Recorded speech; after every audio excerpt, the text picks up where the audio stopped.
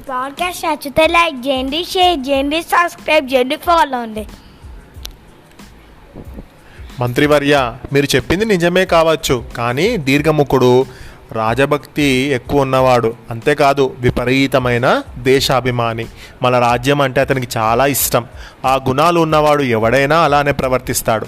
మీరు అన్నట్టుగానే ఆ పక్షులు మన రాజ్యం మీదకు దండెత్తి వచ్చే ఆస్కారం ఉంది. రానివ్వండి.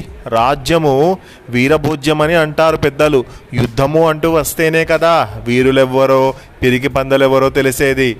ఎంతో కాలం నుండి నా వీరత్వం ప్రదర్శించే అవకాశము కోసము ఎదురు చూస్తున్నాను. దీర్ఘముఖుని వలన ఆ రెండూ కలిగితే నాకు సంతోషమే కదా అంటూ హంసరాజు నవ్వాడు.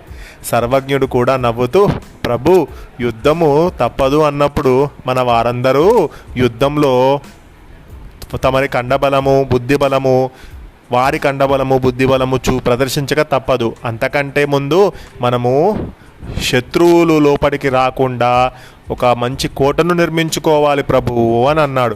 యుద్ధం వచ్చేందుకు అవకాశం ఉన్నదన్న సమాచారం దీర్ఘముఖుడి మాటల వల్లనే మనకు ముందుగా తెలిసింది కనుక మనం తప్పనిసరిగా కోటను నిర్మించుకోవాలి. అందుకు మనకు కొంత సమయం కూడా దొరికినట్లే అంటూ సలహా ఇచ్చాడు. మంత్రివర్య, ఇప్పటికిప్పుడు కోటను నిర్మించడం అంటే అంత అవసరమా చెప్పు అంటూ తన సందేహం వెళ్ళబుచ్చాడు హంసరాజు. రాజా, కోట అన్నది మనకి ఎంత అవసరము? శత్రువులు లోపలికి రాకుండా కోటలో ఉన్న మన సైనికుడు కోట బయట ఉన్న 100 మంది శత్రువులకు సమానము.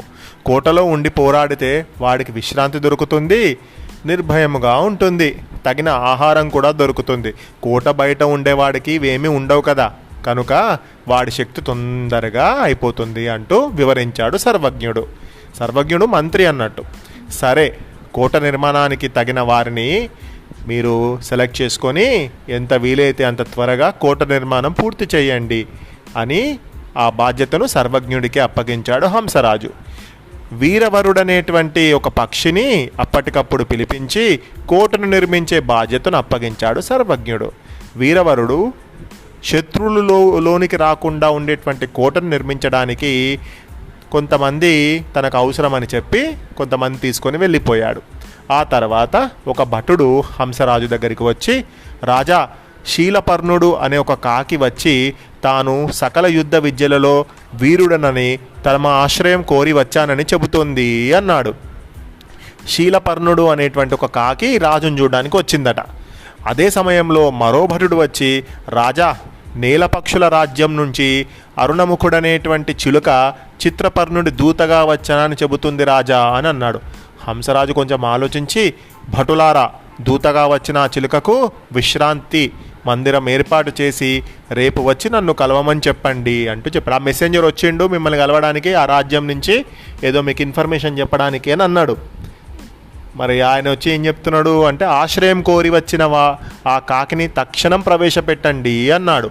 సర్వజ్ఞుడు హిరణ్య గర్భుడిని వరిస్తూ, రాజా, మనం నీటి పక్షులం, కాకి నేల పక్షి. ఇప్పటి పరిస్థితుల్లో అది మన శత్రువులకు చెందినది. దానికి మనం ఆశ్రయం ఇస్తే మనకు ముప్పు కలగవచ్చు.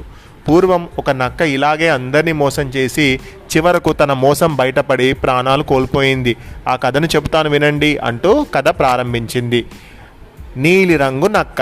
ఆ కథ ఏంటో నెక్స్ట్ పాడ్కాస్ట్లో విందాం.